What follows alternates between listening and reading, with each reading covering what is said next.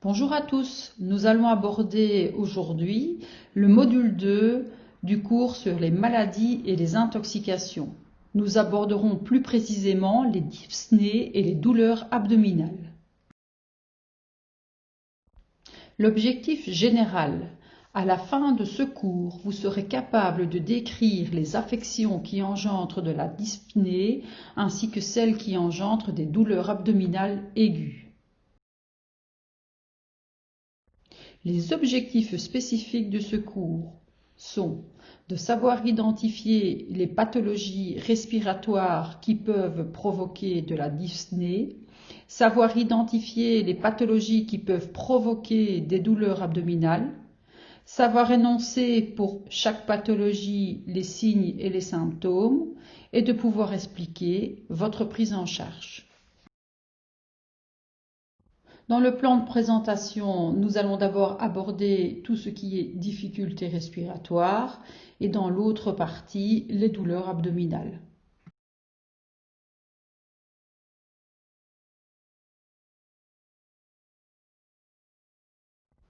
Pour la dyspnée, nous allons faire tout d'abord un rappel anatomique des voies aériennes.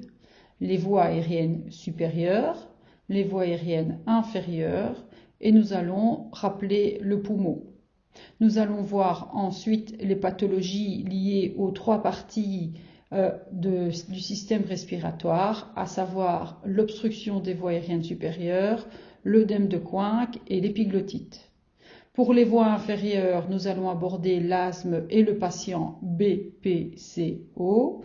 Et pour les poumons, nous allons aborder l'œdème aigu du poumon, la pneumonie, le pneumothorax spontané, mais je vous rappelle qu'il a déjà été vu dans les douleurs thoraciques, et la crise d'hyperventilation.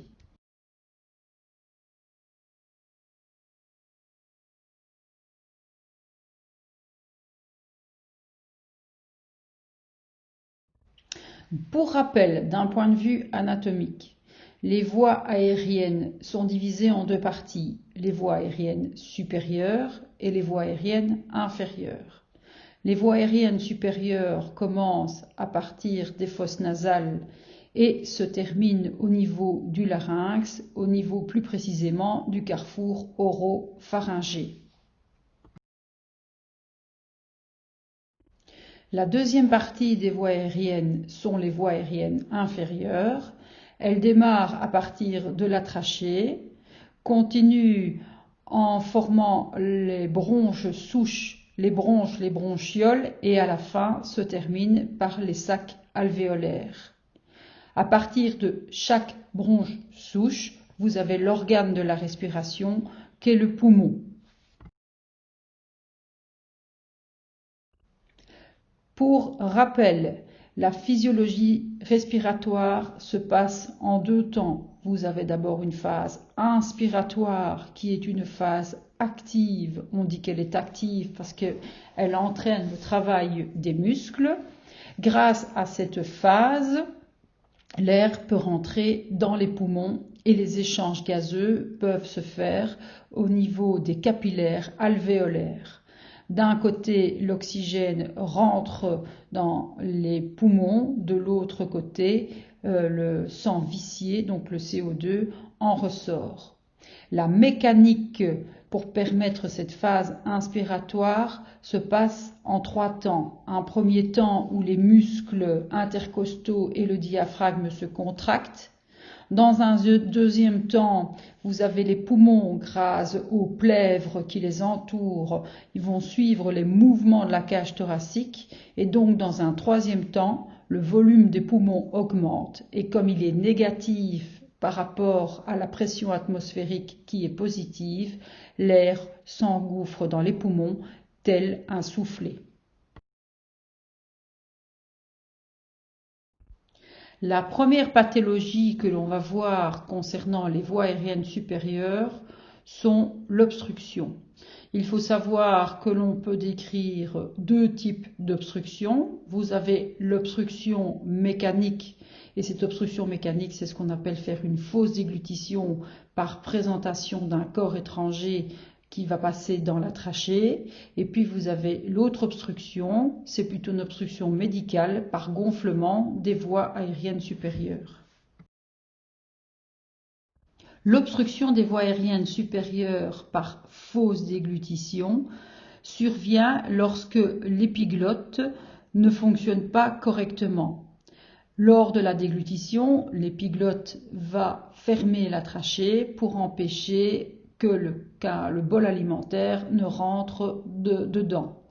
Malheureusement, quand le clapet n'a pas le temps de fonctionner ou dysfonctionne, il peut y avoir une obstruction, soit au niveau du larynx, soit un corps étranger qui rentre dans la trachée. Dans l'obstruction, vous allez retrouver l'obstruction incomplète ou l'obstruction complète. Lorsque l'obstruction est incomplète, le patient va faire des efforts de toux et donc c'est encore expulsé ou faire rentrer un peu d'air. Lorsque l'obstruction est totale ou complète, il va porter sa main à son cou, à sa gorge. Il sera dans l'incapacité de parler, de crier, de tousser. En général, il garde sa bouche ouverte, il ne respire plus, s'agite et va avoir une hypersalivation.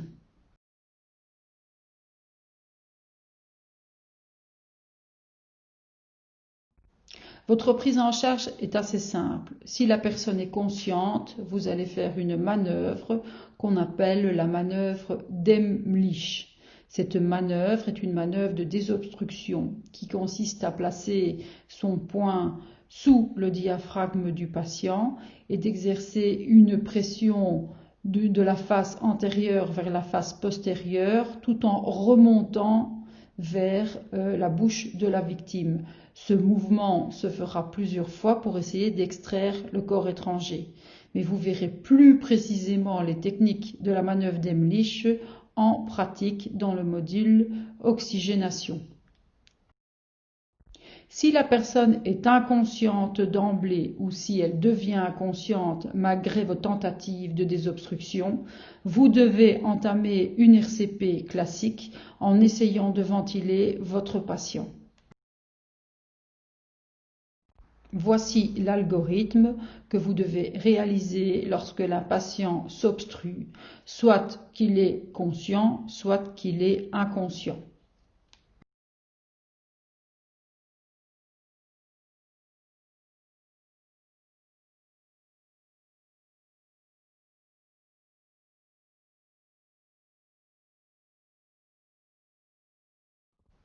Que faire en tant que secouriste ambulancier lors de l'obstruction des voies aériennes supérieures et lorsque la personne est inconsciente? Évidemment, appel du SMUR, vous allez suivre votre algorithme d'RCP classique en effectuant un VES. Je précise que tant que nous sommes en période Covid, ce sont des recherches de signes de vie. Vous allez ouvrir la bouche. Attention, si vous visualisez le corps étranger, ne pas essayer de le retirer sauf s'il est déposé uniquement dans la cavité buccale au risque de l'enfoncer encore plus loin et vous entamez une RCP classique. Abordons maintenant la deuxième pathologie responsable de l'obstruction des voies aériennes supérieures. C'est l'œdème de Quincke ou de Quick, vous l'appelez comme vous voulez. Cet œdème, en fait, est une réaction allergique aiguë. C'est une forme particulière d'urticaire qui touche les tissus profonds. Les causes sont les mêmes que celles de l'urticaire allergique, c'est-à-dire la cause est allergique, soit d'origine alimentaire, soit d'origine médicamenteuse, soit une allergie au venin d'insectes. Elle peut quelquefois être fatale si elle n'est pas prise en charge rapidement et un des signes du choc allergique.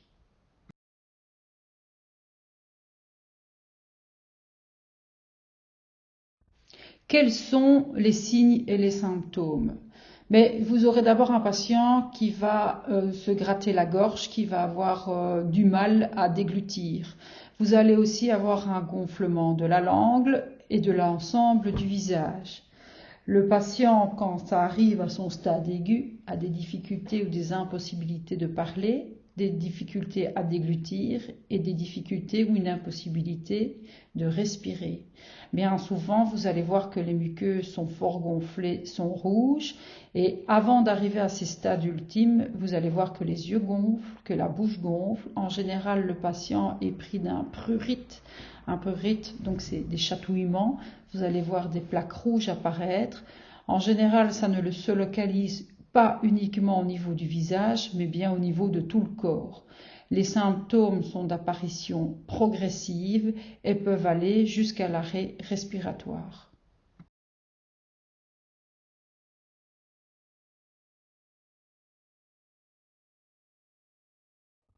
Sur les photos ci présentes, vous voyez un gonflement des yeux, vous voyez sur l'image à l'extrême droite des lèvres, et sur l'image centrale, vous voyez que quand le patient ouvre la bouche, on ne perçoit plus le début de son pharynx tellement que ses muqueuses sont gonflées.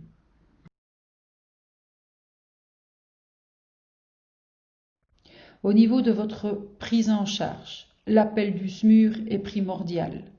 Vous allez mettre le patient en position assise ou semi-assise. Vous lui donnerez de l'oxygène.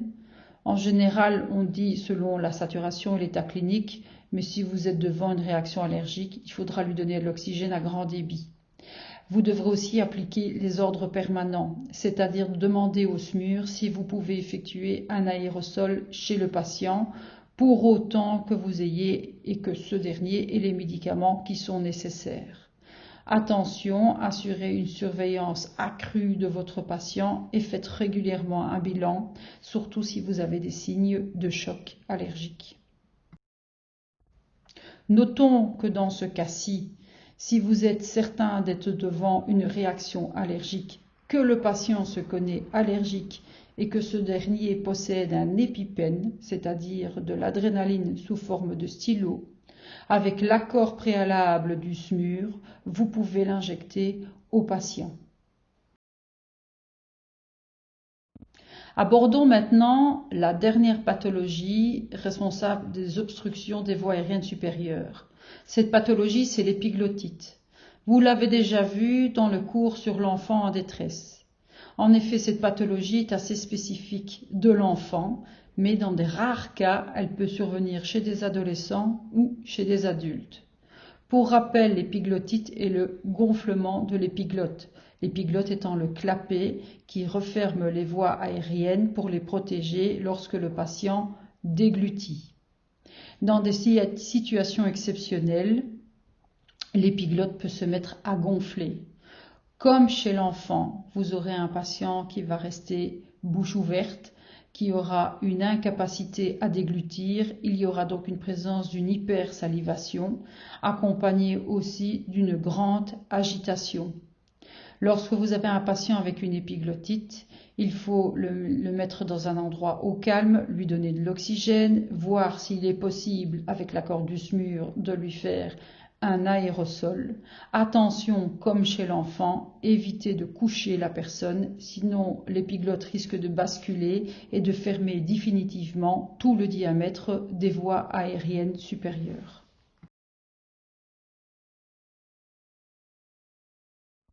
Plus précisément, les signes et symptômes vont être une dyspnée qui va survenir assez rapidement. Chez les enfants, vous aurez aussi un contexte fébrile. La difficulté essentiellement est inspiratoire, avec ce qu'on appelle un stridor. Le bruit de stridor est spécifique à une difficulté à inspirer. C'est un bruit assez strident. On dit même que quand le patient tousse, il tousse comme un chien qui aboie. Vous avez aussi une dysphonie, c'est-à-dire une altération de la voix. Vous entendez que la voix a un bruit bizarre, comme quand on a une inflammation de la gorge classique. Le patient va se pencher spécifiquement vers l'avant, avec la bouche ouverte, et va naturellement refuser de s'allonger. Et comme dit précédemment, vous avez une hypersalivation.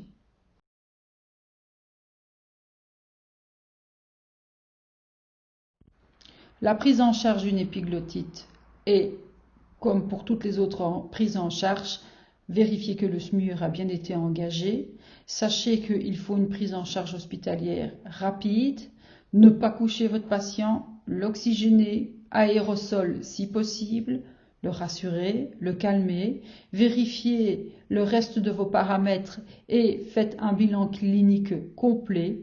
Notez votre bilan, assurez une surveillance accrue en attendant l'arrivée du SMUR. Si nécessaire, faites jonction avec ce dernier et avec son accord.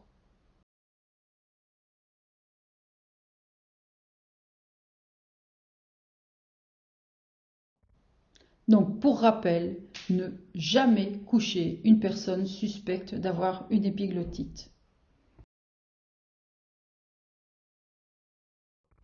Maintenant, nous allons aborder les pathologies spécifiques des voies aériennes inférieures. Il y a deux pathologies phares que sont l'asthme d'un côté et le patient BPCO de l'autre. L'asthme est une pathologie inflammatoire aiguë des bronches. Elle est caractérisée par trois phénomènes. Le premier phénomène est une bronchoconstriction, c'est-à-dire que la bronche se resserre et diminue son diamètre. Deuxième effet de l'asthme, vous avez un épaississement, donc un œdème de la paroi des bronches, ce qui va encore diminuer un peu plus le diamètre.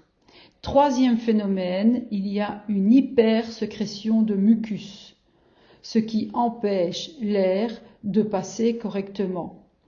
L'asthme, comme le patient BPCO, sont des pathologies avec des difficultés à expirer, parce que le patient sait faire un effort inspiratoire, vu que c'est une phase active, mais a du mal à expirer complètement, vu que c'est une phase passive.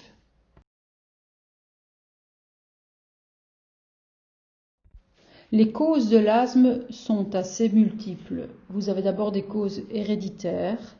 Vous avez aussi, pour beaucoup d'asthmatiques, une cause allergique. Vous avez certaines infections respiratoires qui peuvent donner de l'asthme, mais à ce moment-là, c'est un asthme ponctuel et pas un asthme chronique. Vous avez aussi de l'asthme d'effort. Il arrive lors d'exercices physiques, surtout si le temps est froid. Puis vous avez de l'asthme par irritation régulière des voies aériennes lors de l'inhalation de polluants tels que la fumée de tabac. Et puis vous pouvez avoir un asthme assez particulier et assez rare qui est un asthme de stress.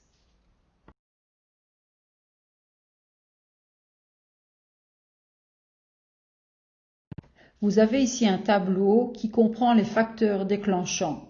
Ils sont de 3 catégories. Vous avez les réactions inflammatoires comme les allergènes, les affections respiratoires ou les conditions de travail.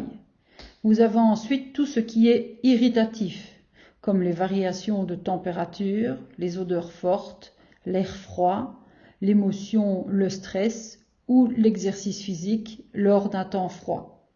Et enfin, vous avez toutes les autres catégories, comme la prise de certains médicaments, le tabac, le reflux gastrique, certains polluants et les additifs alimentaires. Sur l'image que vous voyez ci présente, vous voyez à votre gauche une image de bronches dans leur état normal et de l'autre côté des bronches pour un patient asthmatique en crise d'asthme. En fait, une crise d'asthme est une réaction inflammatoire entraînant, je vous le rappelle, une bronchoconstriction, une inflammation de la paroi. On le voit d'ailleurs ici sur l'image, on voit que les muqueuses de la paroi des bronches est assez rouge et une hypersécrétion. Les signes et symptômes de l'asthme. Comme signe avant-coureur, vous aurez un patient qui va se plaindre de maux de tête, éventuellement de nausées, qui va se mettre à éternuer et qui peut même présenter un prurite, donc une démangeaison sur tout le corps. Au moment de la crise, vous allez avoir un patient qui va avoir une quinte de toux très sèche. Son expiration est sifflante et difficile. C'est ce qu'on appelle un wheezing. Vous allez avoir un patient agité, en sueur, qui va passer en tachypnée. En fait, il va essayer de respirer plus vite pour essayer d'administrer plus d'oxygène. C'est un patient qui va être tachycarde. L'agitation, les efforts peuvent entraîner de l'hypertension. Dans les cas extrêmes de la crise d'asthme, on peut voir même apparaître une cyanose et le patient va avoir des expectorations qui sont visqueuses.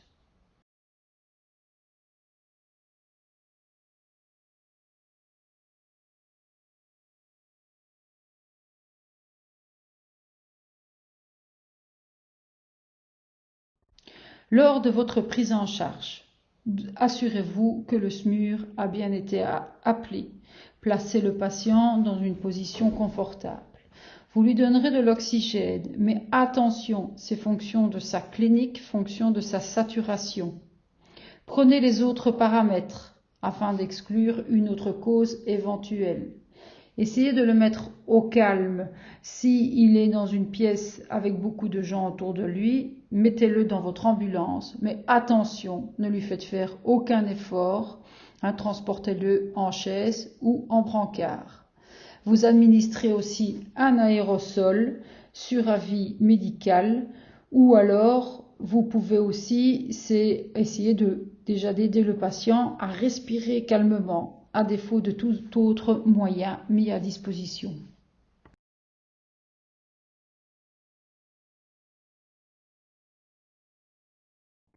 Alors, nous abordons maintenant la deuxième pathologie phare des affections touchant les voies aériennes inférieures.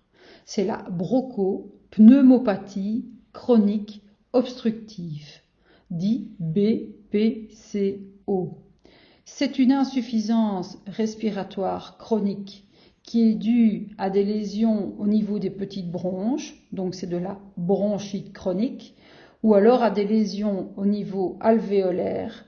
Pour rappel, les alvéoles sont des petits sacs élastiques qui sont capables de se dilater, et lors de pathologies telles que la bronchopneumopathie chronique obstructive, ces alvéoles restent ouvertes et on appelle ça de l'emphysème. Alors, vous avez des états chroniques, mais vous avez aussi le BPCO décompensé. C'est une décompensation aiguë, donc une insuffisance respiratoire aiguë à l'occasion généralement d'une infection. Les patients typiques BPCO sont les tabagiques chroniques, sont les personnes qui travaillent dans des milieux professionnels avec irritation régulière des voies respiratoires. C'était avant le cas des mineurs, mais là on en a moins. C'est le cas des gens qui travaillent dans les industries sidérurgiques ou métallurgiques. Ce sont les gens qui travaillent régulièrement avec la poussière. On peut retrouver ça aussi chez les patients qui travaillent avec de la farine, tels que les boulangers.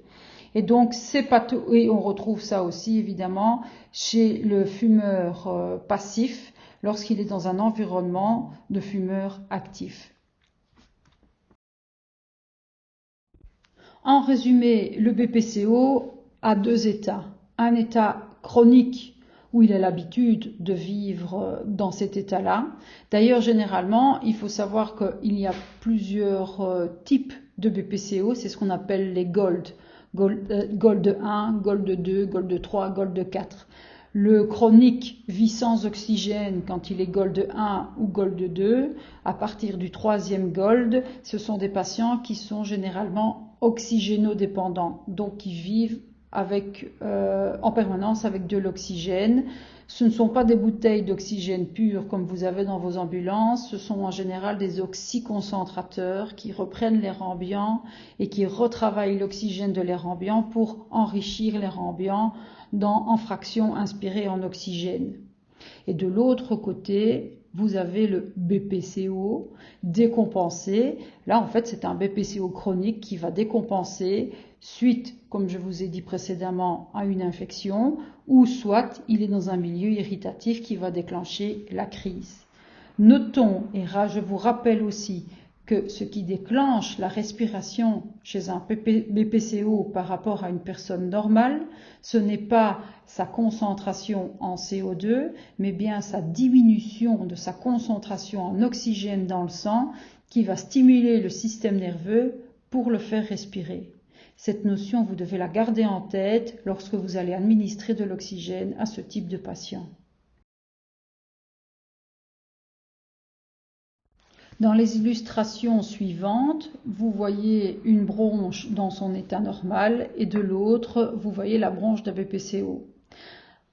À la différence de l'asthme, vous pouvez voir, on peut regarder qu'on a exactement les mêmes symptômes, mais la grande différence réside que quand il y a de l'asthme, c'est uniquement au moment de la crise que le diamètre des bronches est réduit et qu'il y a une hypersécrétion. Or, chez le BPCO, cet état est permanent. Idem sur les illustrations que vous voyez, vous avez une illustration de bronche saine et d'alvéole saine, et de l'autre côté, vous avez une bronche chez le bronchiteux chronique et chez l'emphysémateux. Voici le tableau qui reprend les différents GOLD, donc les différents stades chez le BPCO.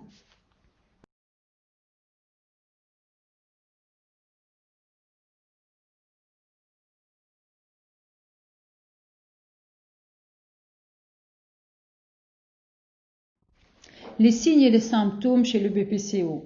Il faut tenir compte du BPCO en état chronique ou lorsqu'il est dans un état décompensé.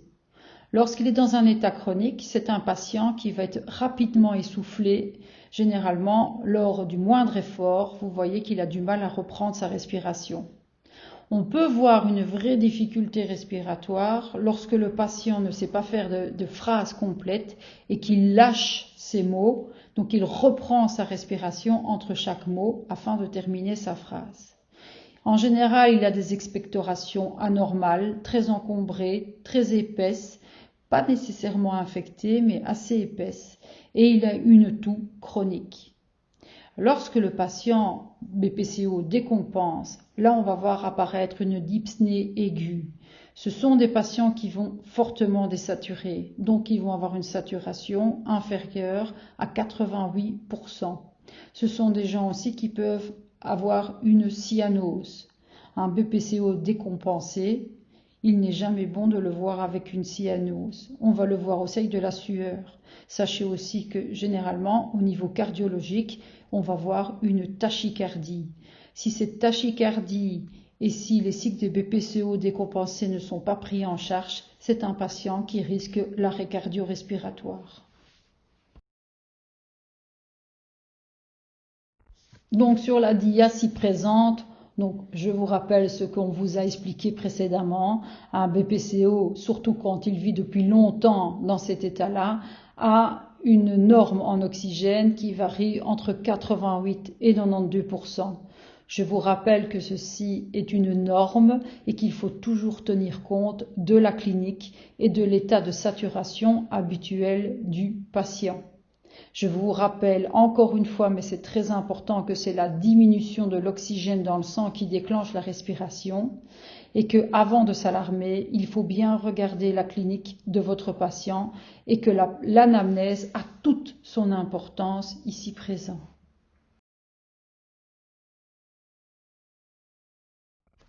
La prise en charge du BPCO est tout d'abord de vous-même rester calme, de ne pas paniquer. Ensuite, s'il est en situation décompensée, n'hésitez pas à appeler le SMUR. Mettez-le dans une position confortable. Facilitez sa respiration, dégrafez ses cols, le principe de ce que l'on appelle col, cravate, ceinture. Mais ouvrez les fenêtres si nécessaire. En tout cas, ce sont des gens qui se sentent fort oppressés. Si vous êtes fort près d'eux, ils vont se sentir pris encore plus de respiration. Donc, laissez-leur de l'espace. Prenez les paramètres et expliquez correctement ce que vous faites au patient. Et si vous voyez qu'il est décompensé plus, ne chipotez pas, administrez-lui de l'oxygène à grand débit. Alors, on a parlé tout à l'heure de la problématique de l'oxygène. Si le BPCO est dans son état chronique, on ira tout petit doucement dans la quantité d'oxygène. On commencera par des lunettes à oxygène avec une quantité de 1 à 6 litres et puis on prendra un masque haute concentration qu'on le transformera en masque basse concentration et on augmentera progressivement les quantités. Si il est dans un état décompensé, que vous avez un BPCO cyanosé en tirage sévère, il n'est vraiment pas bien au niveau respiratoire ni au niveau clinique, ne chipotez pas, vous lui mettez 15 litres d'oxygène. Dès que vous voyez que la situation commence à se calmer, à s'améliorer, diminuez à 10 litres. Si la situation continue à évoluer favorablement, à ce moment-là, vous lui mettrez des lunettes à oxygène.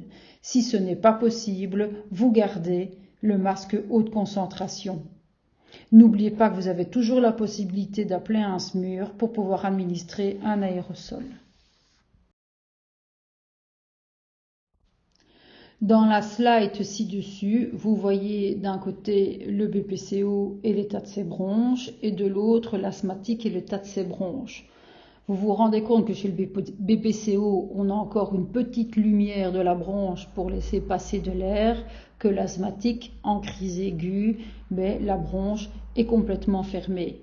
Notons que l'asthme sait se traiter avec certains médicaments, tandis que le BPCO, c'est un état, une fois qu'il est installé, il est irréversible.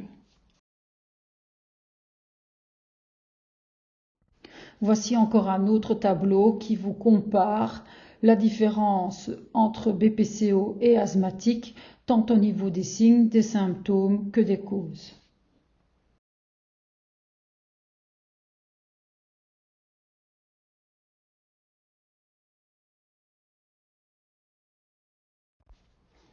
Les pathologies liées aux poumons. Donc nous arrivons ici dans la troisième partie des voies respiratoires qui vont entraîner des dyspnées. La première des pathologies est ce que l'on appelle l'œdème aigu du poumon, où vous pouvez encore retrouver dans la littérature œdème hémodynamique pulmonaire. C'est une pathologie à expression respiratoire, mais dont l'origine en réalité est cardiaque. En fait, c'est le cœur gauche qui n'a plus la capacité de se contracter, de pomper correctement, et par regorgement, il y a une stagnation du sang dans la petite circulation, que je vous rappelle qui est la circulation pulmonaire. Du coup, le sang stagnant au niveau des alvéoles pulmonaires, au niveau des capillaires pulmonaires, mais le liquide qui se trouve dans le sang a tendance à rentrer dans les alvéoles, ce qui crée la présence d'eau dans ces alvéoles, d'où le mot œdème.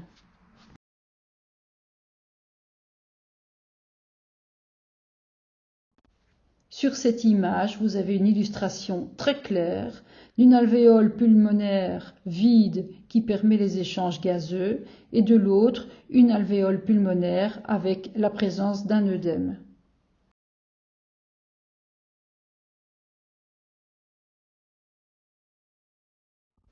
Alors, les signes et les symptômes de l'œdème pulmonaire. Tout d'abord, et c'est le premier signe que vous allez entendre, c'est un bruit de respiration bruyante. On dit que c'est un bruit de percolateur ou encore quand vous soufflez dans une paille dans un verre d'eau, mais le bruit que ça fait le même genre de bruit, c'est assez typique. Vous allez avoir un patient avec une difficulté respiratoire majeure.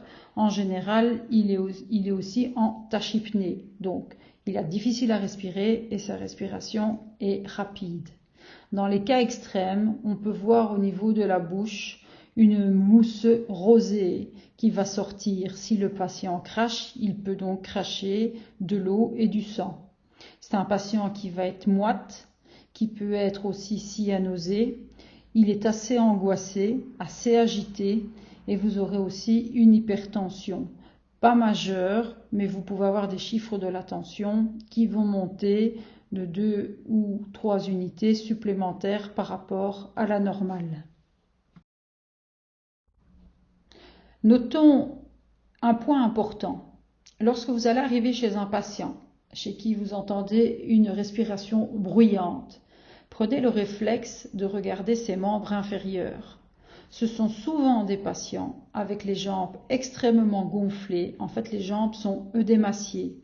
Si vous avez un doute, il suffit d'enfoncer vos doigts dans les jambes. Si vous sentez que vos doigts s'enfoncent et que la trace de vos doigts reste, c'est ce qu'on appelle le test du Godet. Ça veut dire que les membres sont œdémaciés. Demandez au patient si cet état est normal ou s'il est récent.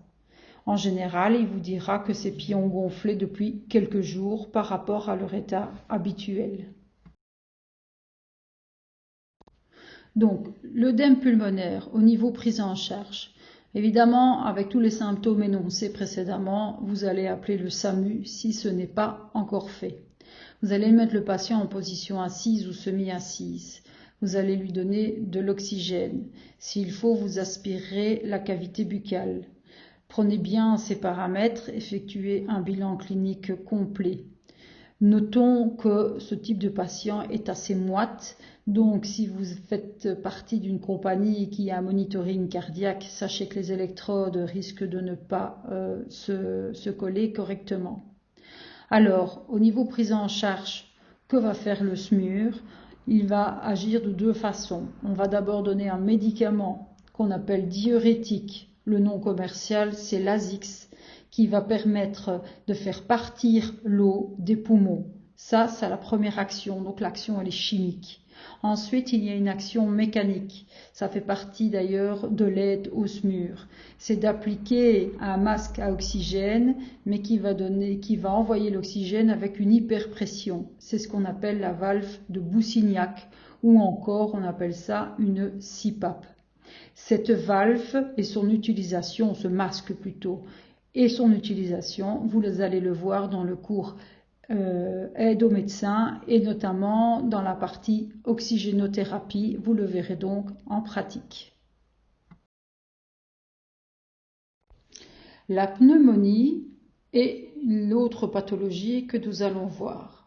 C'est une infection caractérisée par une atteinte inflammatoire des alvéoles et ou des bronches, mais quand c'est les bronches, on dit bronchite. Quand c'est les bronches et les alvéoles, on va appeler ça pneumonie. En fait, il y a du pus dans les alvéoles. L'origine de la pneumonie est soit virale, soit bactérienne et dans de rares cas peut être due à un champignon. Alors, lorsqu'elle est virale, vous avez un patient qui a une légère hyperthermie, il a les signes et les symptômes qui sont communs à une origine bactérienne. À la différence, c'est que souvent c'est une toux sèche et peu productive. Tandis que lorsqu'elle est bactérienne, vous avez une toux très productive avec des expectorations très sales et surtout vous avez une hyperthermie qui peut être sévère et qui peut approcher les 40 degrés Celsius. Vous avez aussi une pneumonie qui est assez caractéristique de la personne âgée, que vous allez souvent rencontrer d'ailleurs chez elle. C'est ce qu'on appelle la pneumonie d'inhalation. C'est souvent des personnes qui ont du mal à déglutir, qui font ce qu'on appelle des fausses voix, donc des obstructions finalement partielles, mais qui se passent à bas bruit, et qui inhalent des aliments qui vont passer, des petites quantités d'aliments en tout cas, qui vont passer dans les poumons et finir par les infecter. Ou alors, il arrive qu'on ait des gens qui ont des pneumonies, mais ça, ce sont des gens qui vont vous dire qu'ils en font régulièrement, et c'est dû à un reflux gastro-œsophagien. Comme dit précédemment, la forme bactérienne est souvent plus grave que la forme virale. Les personnes à risque sont les âges extrêmes que sont les nourrissons et les personnes âgées, les personnes ayant une déficience immunitaire et les femmes enceintes, surtout lors du dernier trimestre de grossesse.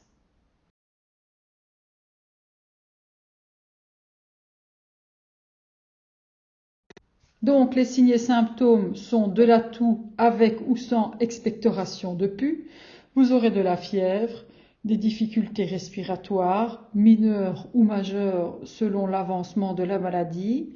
On peut avoir des douleurs thoraciques mais unilatérales, une polypnée et une dégradation de l'état général.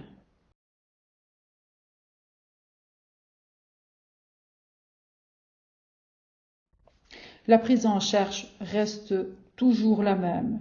Notons que dans le cas de la pneumonie, sauf si le patient a un état général dégradé, il n'est pas nécessaire d'appeler le SMUR. Vous ne le ferez que si vous avez un état clinique dégradé ou alors un patient qui présente une forte fièvre. Vous donnerez de l'oxygène selon la clinique et la saturation. Prenez le reste des paramètres et recherchez toujours une autre cause possible. Nous abordons maintenant la toute dernière pathologie qui en réalité n'en est pas une. On va dire que c'est plutôt un état qui n'est absolument pas grave, mais qui peut être très démonstrative au niveau symptômes. Et en général, la personne qui a cet état peut vraiment faire paniquer tout son entourage. Il s'agit de la crise d'hyperventilation, appelée encore crise de spasmophilie ou encore crise de tétanie. Cette crise en fait est déclenchée par un facteur soit stress, soit un facteur extrinsèque à la personne, mais dont on n'en a pas la maîtrise. C'est-à-dire que la personne peut se mettre à hyperventiler sur stress, sur angoisse, sur peur, pour toute une série de choses qu'elle n'arrive pas à maîtriser et qu'elle n'arrive même pas à exprimer. Quoi qu'il en soit, vous n'êtes pas là pour en rechercher la cause, mais bien de la prendre en charge. Cette crise est due à une expiration excessive du CO2.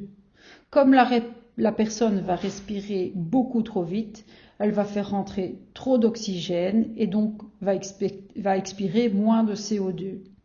Donc, ça va entraîner, si vous voulez, un dysfonctionnement du système nerveux autonome qui ne va plus très bien comprendre ce qui se passe. Et donc, que va-t-il se passer? Vous allez avoir un patient qui va avoir les extrémités, en général les mains qui sont resserrées. Sachez que quelqu'un qui a une vraie difficulté respiratoire est quelqu'un qui n'est pas en capacité de contracter ses muscles et encore moins ceux de ses membres, vu que cette contraction va demander un grand besoin d'oxygène. Or, si on est sur une vraie difficulté respiratoire, le taux d'oxygène diminue, donc le corps ne va pas mettre ce genre de réaction. Ensuite, vous allez avoir quelqu'un qui va respirer extrêmement vite et par de petites quantités. Donc, c'est ce qu'on appelle avoir une polypnée sans dyspnée. C'est ce qu'on va avoir. Comme je viens de vous le dire, vous avez une tétanie musculaire. Donc on voit ici une illustration de cette tétanie. Vous savez, les gens d'ailleurs qui vous disent « Regardez mes doigts, mes mains », des fois c'est carrément tout le membre supérieur qui est tout raide. Et il faut leur expliquer que ça ne va pas de pair avec une difficulté respiratoire. Généralement, dans les signes avant-coureurs, ils ont des picotements autour des lèvres et au niveau des mains. Vous ne verrez pas de sueur, vous ne verrez pas de cyanose. On peut avoir un étourdissement. Alors, ces gens vont vous dire qu'ils ont une sensation de manquer d'air. Vous pouvez même avoir des petites palpitations et ils vont vous dire qu'ils ont des douleurs dans le thorax. La particularité de la crise d'hyperventilation, en plus de ces symptômes, c'est que les patients vont vous faire des phrases complètes. Or, je vous ai expliqué lors des difficultés respiratoires qu'un patient n'est pas capable de faire des phrases complètes et qu'au contraire, il va hacher ses mots.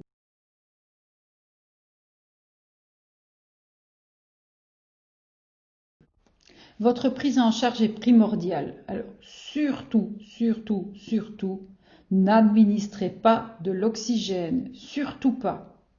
La première chose à faire est d'isoler la victime, le patient, de son environnement.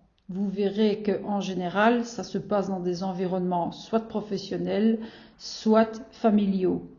Donc vous l'isolez, soit dans une autre pièce, soit dans votre ambulance. Secondo, c'est du vrai coaching psychologique qu'il va falloir faire. Donc vous allez inviter la personne à inspirer et surtout expirer le plus longtemps possible, quitte à mettre votre main sur le thorax et à pousser sur la cage thoracique au moment de l'expiration.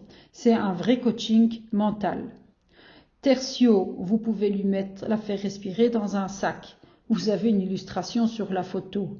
Maintenant, vous êtes des professionnels. Prenez un masque 100%, retirez la valve du sac récupérateur, faites un nœud le long de la tubulure que vous êtes censé connecter à l'oxygène pour ne pas faire d'erreur d'administration et laissez-la respirer tout simplement dans ce sac. Le but étant d'augmenter la quantité de CO2 et naturellement, vous allez voir que la patiente ou le patient va se calmer en respirant dans son sac. Au début, il va vous dire qu'il a une sensation d'étouffer et progressivement, vous allez le voir respirer correctement. Vous devez faire ce geste uniquement si vous êtes bien sûr d'être devant une crise d'hyperventilation.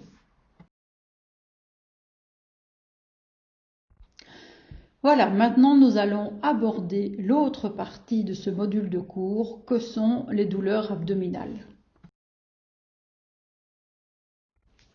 Les points abordés dans ce chapitre vont être tout d'abord de faire un rappel anatomique des organes de l'abdomen. Ensuite, nous allons aborder les douleurs abdominales d'abord du système digestif, puis celles du système urogénital et enfin les douleurs abdominales de type vasculaire.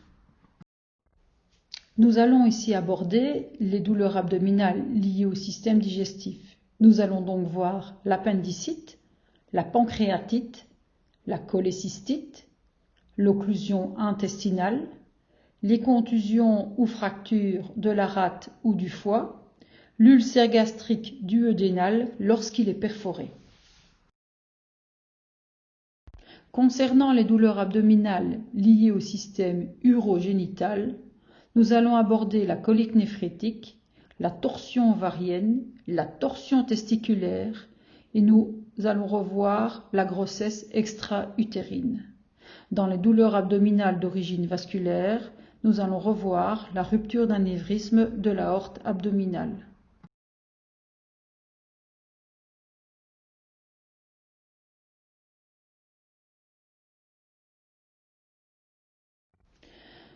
Un petit rappel au niveau anatomique. L'abdomen peut être divisé en 9 cadrans. Vous avez dans les cadrans supérieurs à droite ce qu'on appelle les hypochondres droits. L'organe s'y trouvant majoritairement est le foie, ainsi que la vésicule biliaire. Au niveau de l'hypochondre gauche, on retrouvera la rate et une partie du pancréas. La région centrale entre les hypochondres et la région épigastrique, dans cette région, nous retrouvons l'estomac. Ensuite, nous descendons les cadrans. Nous prenons les cadrans externes, on les appelle les flancs. Dans ces cadrans, on retrouve le côlon. À droite, le côlon ascendant, à gauche, le côlon descendant. Au milieu de ce cadran, qui est la région périombilicale, on retrouve plutôt l'intestin grêle. Et enfin, nous avons les derniers cadrans en bas, à droite et à gauche, ce qu'on appelle les fossés iliaques. Au niveau de la fosse iliaque droite se trouve un petit segment qui est une excroissance au niveau de la jonction intestin-côlon que l'on appelle l'appendice. Et chez la femme, on retrouve aussi un ovaire et les trompes. De l'autre côté, au niveau de la fosse iliaque gauche, on retrouve le côlon sigmoïde. Pour rappel, le côlon sigmoïde est la dernière partie du côlon juste avant l'ampoule rectale. Et chez la femme, on retrouve l'autre ovaire et l'autre trompe. Et enfin, nous avons la région centrale entre les deux fosses iliaques en bas de l'abdomen. C'est ce qu'on appelle la région suspubienne. Et derrière, on retrouve principalement la vessie, chez la femme, l'utérus, chez l'homme, la prostate. Abordons maintenant les douleurs abdominales liées au système digestif. L'appendicite.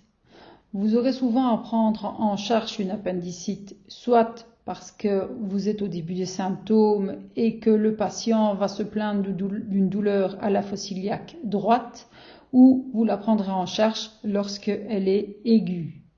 Pour rappel, comme vous voyez sur l'image, l'appendicite est une petite excroissance qui se trouve à la jonction donc, entre l'intestin grêle et le côlon ascendant. Cette excroissance, à un moment donné, s'enflammer, et c'est lorsqu'elle s'enflamme qu'elle va donner des douleurs abdominales.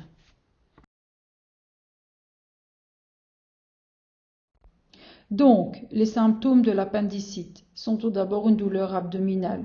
La plupart du temps, elle est localisée au niveau de la fosse iliaque droite, mais elle peut aussi irradier plutôt vers la région péri-ombilicale. Elle peut parfois être accompagnée de fièvre, de nausées et de vomissements. En général, si vous appuyez dans la zone où le patient a mal, donc au niveau de la fosse iliaque, vous avez une tendance à voir que le patient relève d'un coup sec sa jambe. Ça peut confirmer le diagnostic, mais celui-ci sera confirmé par une échographie ou un scanner abdominal et le traitement est la chirurgie. Si le patient est stable et que vous n'avez pas d'autre point d'appel, vous le conduisez en ambulance normale. Si la douleur est vraiment insupportable, il faudra alors appeler un SMUR pour de l'antalgie.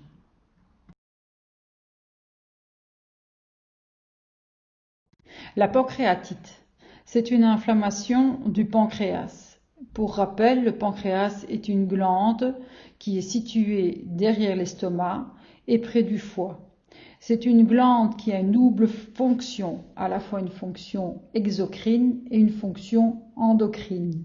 Exocrine, c'est-à-dire qu'elle libère dans le tube digestif des enzymes qui sont nécessaires à la digestion. Dans sa fonction endocrine, elle libère une hormone dans le sang qui va permettre de réguler l'absorption du sucre par les cellules.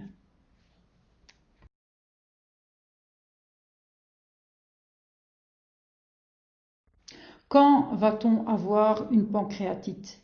La pancréatite est souvent spécifique aux personnes qui consomment de l'alcool régulièrement. À force d'irriter leur tube digestif avec l'alcool, à un moment donné, le pancréas peut se mettre à dysfonctionner. Vous avez aussi des pancréatites virales, donc sur infection virale. La pancréatite peut être chronique comme elle peut être aiguë. De façon générale, les signes et les symptômes sont des douleurs abdominales localisées au niveau de l'hypocondre droit. Elles irradient parfois dans le dos.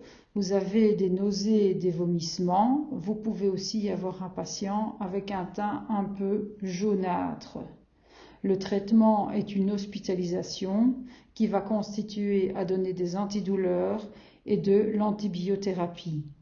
Parfois, la chirurgie est nécessaire, mais elle est plutôt rare.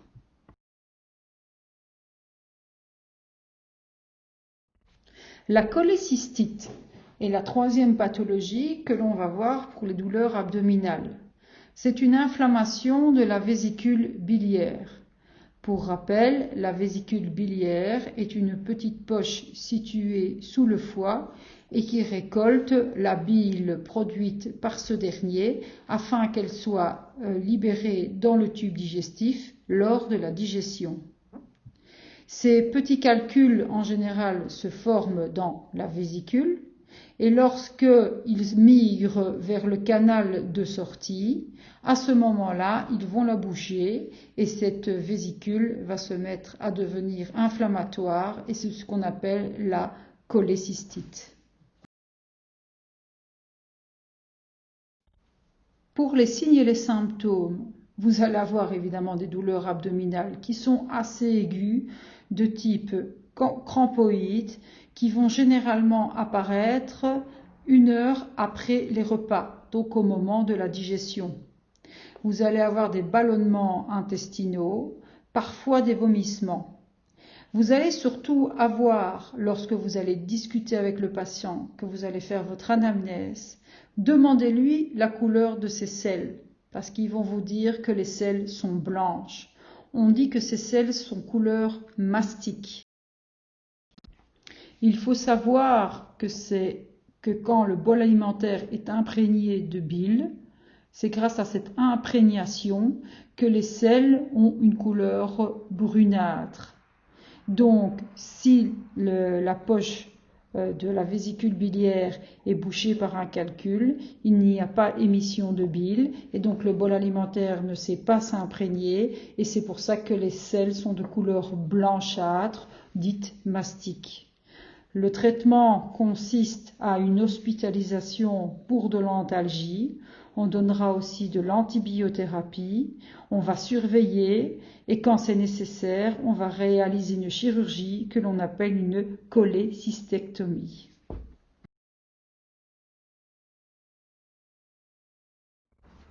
Nous aborderons maintenant la quatrième pathologie qui est l'occlusion intestinale. L'occlusion intestinale, c'est l'obstruction partielle ou totale de l'intestin grêle ou du côlon. Du coup, les aliments, les liquides, les gaz ne savent pas circuler normalement au niveau de l'intestin. Les causes sont soit une compression des intestins par du tissu fibreux, et c'est souvent le cas après une chirurgie, soit que c'est une tumeur, soit que c'est dû à certains médicaments qui vont entraîner une paresse excessive du péristaltisme intestinal, ou c'est suite à une torsion de l'intestin.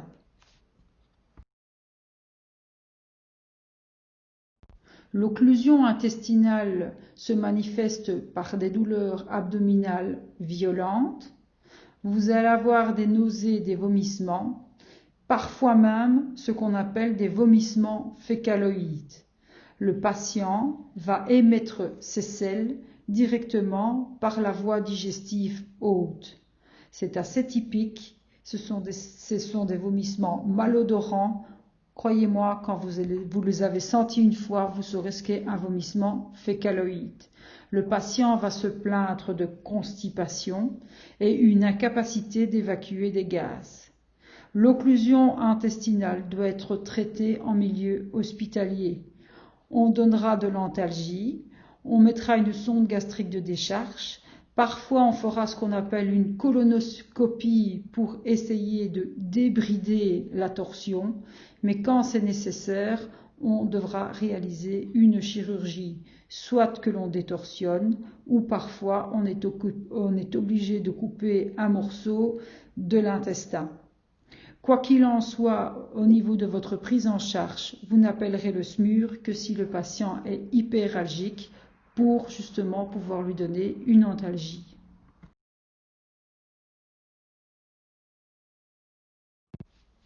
Nous abordons maintenant au niveau abdominal les dernières pathologies que sont la fracture ou la contusion de la rate, mais aussi je vais toucher quelques mots sur le foie. Alors, on ne va pas trop s'étendre sur ces deux pathologies pour la simple et bonne raison que vous allez les aborder dans le cours au niveau traumatique. Alors, il faut quand même savoir que la contusion et la fracture de rate sont principalement dues à des accidents de la voie publique, des coups directs au niveau de l'abdomen ou des chutes. La rate est située dans la partie haute à gauche de l'abdomen près de l'estomac. Elle participe activement au système immunitaire en purifiant le sang. En fait, c'est elle qui est chargée d'éliminer les globules rouges inefficaces et les débris cellulaires. Du coup, cette rate est hypervascularisée, donc quand il y a un coup direct sur celle-ci, elle peut avoir une lésion qui peut entraîner une hémorragie interne importante. Le foie, quant à lui, est richement vascularisé, vu que son travail, c'est de transformer chimiquement le sang pour que les substances s'y trouvant puissent être assimilées par l'organisme. Et dans le cadre du foie, c'est parce que celui-ci est richement vascularisé qu'en cas de coup direct, il peut se mettre à saigner. Les signes et les symptômes lors d'une contusion ou d'une fracture de rate ou de foie vont être les mêmes. Vous aurez des douleurs abdominales violentes, localisées, surtout sur le côté gauche ou sur le côté droit. Parfois, les douleurs vont même irradier jusqu'au niveau de l'épaule et du cou. L'abdomen peut être gonflé et tendu. Vous pouvez avoir une pâleur extrême, des essoufflements, des vertiges. En réalité, vous allez avoir des signes de choc hypovolémique. Je vous renvoie donc au cours sur les états de choc.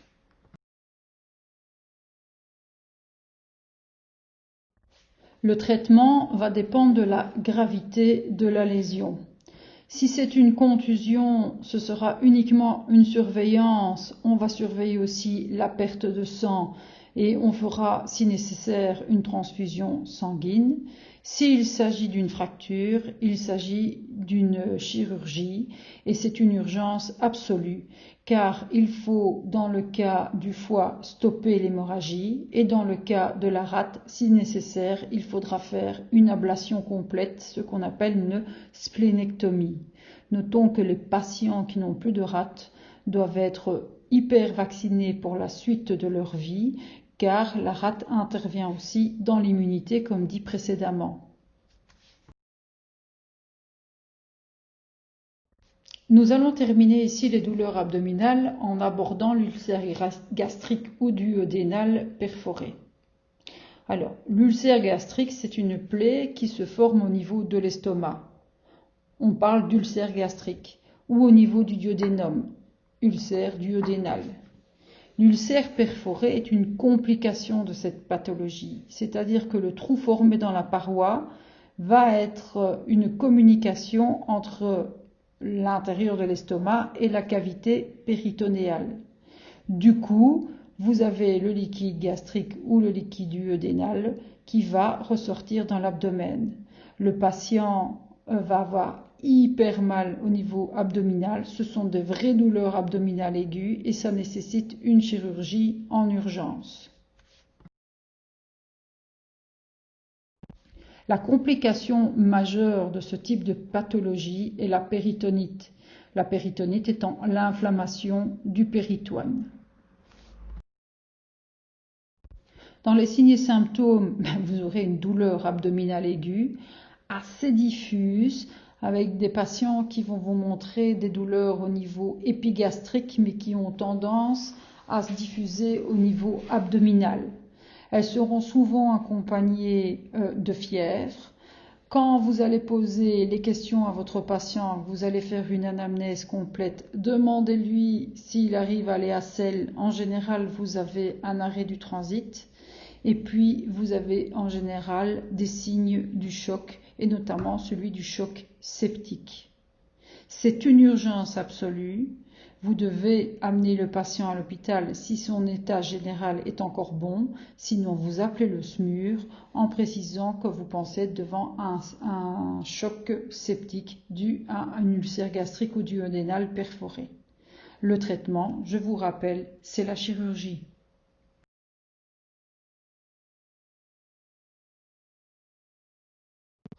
Abordons maintenant les douleurs abdominales liées au système urogénital.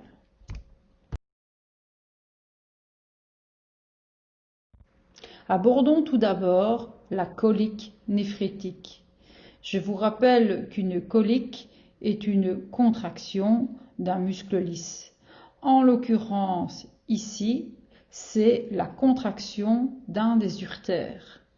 C'est une douleur intense au niveau de la région costolombaire et abdominale. En fait, vous avez des patients qui vont se plaindre de douleurs au niveau du flanc gauche ou droit. Ces douleurs vont irradier dans la face postérieure. Certains patients vont même se plaindre vraiment de la zone au niveau des lombaires et devant, au niveau antérieur, ils vont se plaindre de douleurs allant jusqu'en dessous du diaphragme des côtes. En soi, quand on parle de colique néphrétique, il s'agit de la présence d'un calcul dans un des urtères. Ce calcul va obstruer ce dernier. L'urine qui est éliminée par le rein et qui est censée se retrouver dans la vessie ne s'est plus passée. Et donc, il va y avoir une augmentation de la pression.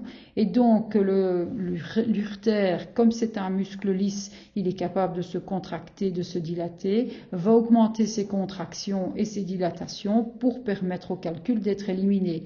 Mais en général, comme le calcul est supérieur au diamètre de cette tuyauterie, il reste bloqué, ce qui entraîne des douleurs et avec des douleurs notamment abdominales aiguës. Comme on vous l'a dit, au niveau des signes et des symptômes, ce sont des douleurs très intenses. La plupart des patients décrivent ces douleurs comme des douleurs de contraction. Donc c'est une des douleurs les plus importantes avec les douleurs liées au travail avant un accouchement. Ce sont des douleurs intenses qui vont apparaître de manière brutale. Elles irradient, comme je vous l'ai dit tout à l'heure, vers l'abdomen, mais elles peuvent aussi irradier vers l'aine et les organes génitaux. Aucune position n'est confortable pour le patient. D'ailleurs, vous allez voir que ce sont des patients qui sont agités, qui ne tiennent pas en place, qui ont du mal de rester sur le brancard ou sur la chaise. C'est parfois accompagné de nausées et de vomissements. Vous avez parfois aussi des ballonnements. Ils vont vous décrire une envie fréquente d'uriner ou même des douleurs à la miction, ce qu'on appelle de la mictalgie. Vous avez d'ailleurs parfois aussi une hématurie, c'est-à-dire qu'ils vont uriner du sang dans leurs urines. Alors, vous devez, quand vous avez ces patients-là, il faut un traitement médicamenteux rapide. En général, à l'hôpital, nous, on va injecter des antispasmodiques, donc pour supprimer les crampes. Des antispasmodiques, le médicament habituel, c'est le Buscopan. On va donner des antidouleurs, on va donner des anti-inflammatoires.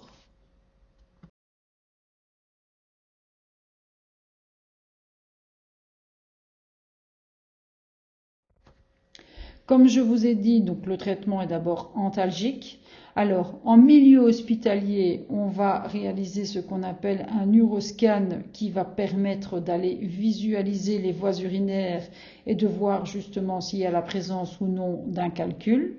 Alors, si le traitement médicamenteux ne suffit pas, il y a un traitement qui consiste à faire ce qu'on appelle une liptoptrysie, c'est-à-dire d'envoyer une onde de choc pour essayer de faire éclater le calcul.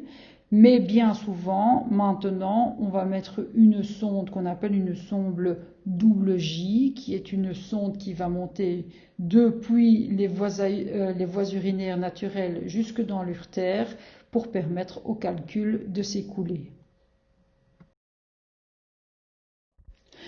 Au niveau du système génital, qu'il soit féminin ou masculin, on peut avoir aussi dans les douleurs abdominales ce qu'on appelle la torsion. Chez la femme, ce sera la torsion ovarienne. Chez l'homme, ce sera la torsion testiculaire. Ici, nous allons aborder la torsion ovarienne. Un ovaire et parfois même la trompe peuvent s'enrouler autour du ligament qui les soutiennent. Et c'est ça qui donne la torsion. Le plus souvent, on voit ça chez des jeunes femmes en âge de procréer et chez les fillettes. Le risque majeur de la torsion est qu'il n'y ait plus d'apport sanguin de l'ovaire et donc il y a un risque de nécrose. C'est une urgence chirurgicale absolue. Il est très difficile de faire le diagnostic en extra-hospitalier. Ça nécessite une échographie. Vous aurez donc des jeunes filles qui vont présenter des douleurs abdominales violentes, précisant soit la fosse iliaque gauche, soit la fosse iliaque droite. Tout comme l'appendicectomie ou tout comme la grossesse extra-utérine, quand vous avez une dame en âge de procréer et qui présente ce genre de douleur, vous devez toujours penser soit à une appendicite, soit à une grossesse extra-utérine ou à une torsion ovarienne. Sauf si la patiente est hyperalgique, le SMUR ne sera pas nécessaire et évidemment, si vous avez d'autres symptômes associés, il faudra peut-être l'appeler. Mais normalement, vous conduisez à l'hôpital, renseignez-vous qu'il y ait bien un centre, on va dire, de chirurgie gynéco dans l'hôpital de destination. Alors les signes et les symptômes, comme je vous ai dit, douleur soudaine, aiguë dans la zone pelvienne, dans les fosses iliaques, parfois nausées, vomissements, mais ça c'est souvent dû à la douleur. Le traitement, c'est l'urgence chirurgicale. Toujours y penser chez la fillette prépubère. Abordons maintenant la torsion testiculaire. C'est une torsion des vaisseaux du testicule dans la bourse. Alors, c'est la testicule qui donc va se torsader sur elle-même. Elle peut survenir à tout âge. Les causes sont soit chez le jeune en âge de puberté, c'est spontanément, en fait c'est le ligament qui est trop jeune et du coup la testicule remonte sur elle-même, ou c'est typique des coups reçus dans le testicule qui a tendance à remonter. Quoi qu'il en soit, c'est une urgence absolue sous peine de nécrose du testicule. Elle peut survenir à tout âge. En général, on a 4 à 6 heures pour intervenir chirurgicalement. Le diagnostic est posé et confirmé par une échographie, mais sachez que si vous avez un jeune homme qui présente ou un homme qui présente ce genre de symptômes, il faut dans la mesure du possible aller voir les bourses et voir si celles-ci sont vides ou non. Si une des deux bourses est vide, ça veut dire que le testicule est remonté et est torsionné.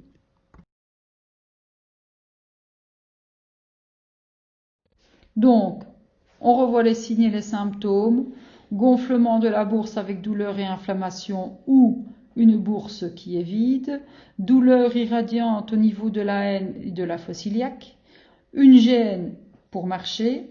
Parfois nausées et vomissements, voire malaise, mais ça c'est souvent dû à la douleur. Et je vous répète, c'est un traitement chirurgical urgent.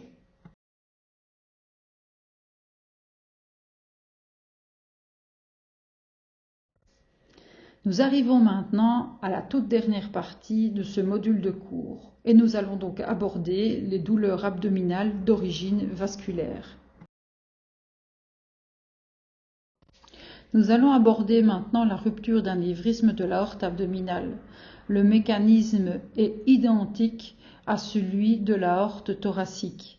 Donc, je vous invite à aller revoir le premier module de cours de ce chapitre concernant les douleurs thoraciques. Pour rappel, l'anévrisme est une dilatation d'une partie de l'aorte et notamment ici qui va traverser l'abdomen. Soit que l'anévrisme se dissèque et donc va faire un saignement à bas bruit, soit qu'il se rompt complètement. Pour rappel, l'anévrisme est une dilatation de la paroi artérielle avec un affaiblissement de celle-ci qui peut à un certain moment soit se déchirer, soit se rupturer. Les signes et les symptômes de l'anévrisme abdominal sont tout d'abord une douleur violente et assez aiguë. Le patient va se plaindre de douleurs abdominales diffuses.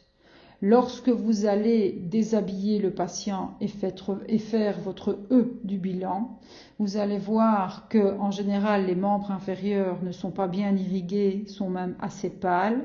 Quand vous allez toucher l'abdomen du patient, cet abdomen est assez dur. C'est ce qu'on appelle le ventre de bois.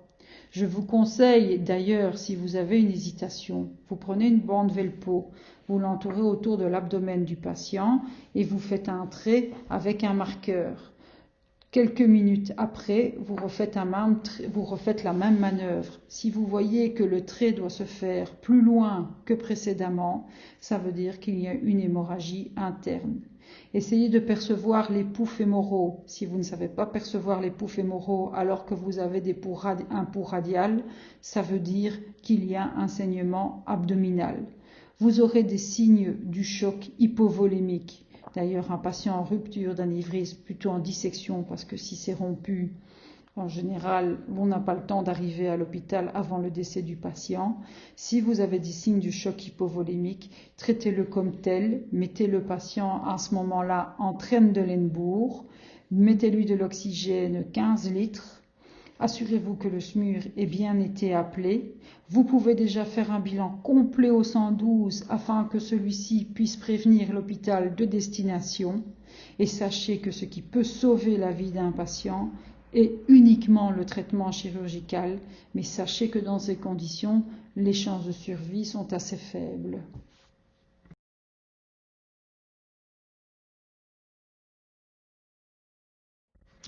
De façon générale, on a vu les diverses pathologies donnant des douleurs abdominales, mais on doit avoir le même canevas de prise en charge. Le premier point, c'est de laisser le patient choisir sa position antalgique.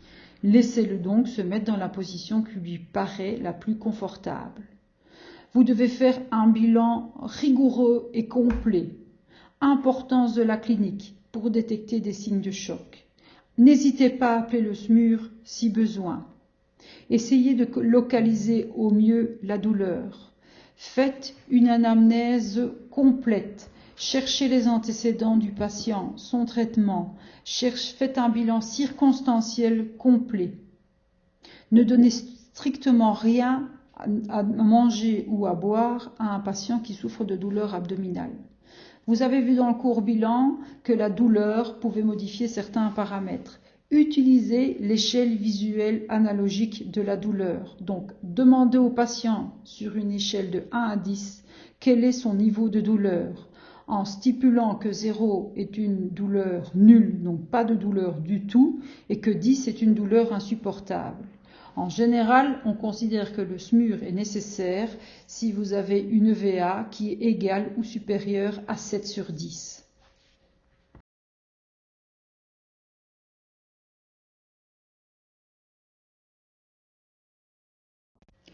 En résumé, nous avons abordé plusieurs choses au niveau de ce chapitre, de ce module de cours plutôt. Alors, nous avons abordé d'une part les difficultés respiratoires et leurs causes, et nous avons abordé d'autre part les douleurs abdominales et leurs causes. Dans la structure de votre cours, je vous conseille de prendre les systèmes qui sont touchés. Pour les dyspnées, voie aérienne supérieure, voie aérienne inférieure, poumon, et de noter chaque pathologie spécifique. Pour les douleurs abdominales, vous reprenez chaque système, donc le système digestif d'un côté, le système urogénital d'un autre côté, le système vasculaire de l'autre. De noter chaque pathologie, de noter ce que c'est, donc la définition en quelques mots, et de reprendre de façon générale les signes et les symptômes, et vous spécifier les signes et les symptômes en fonction de pathologies lorsqu'elles sont plus particulières. Merci en tout cas pour votre écoute. Et je vous rappelle que la cellule scientifique est disponible pour répondre à toute question, soit via le forum des nouvelles, soit en présentiel lorsque vous vous présentez à l'école. Merci.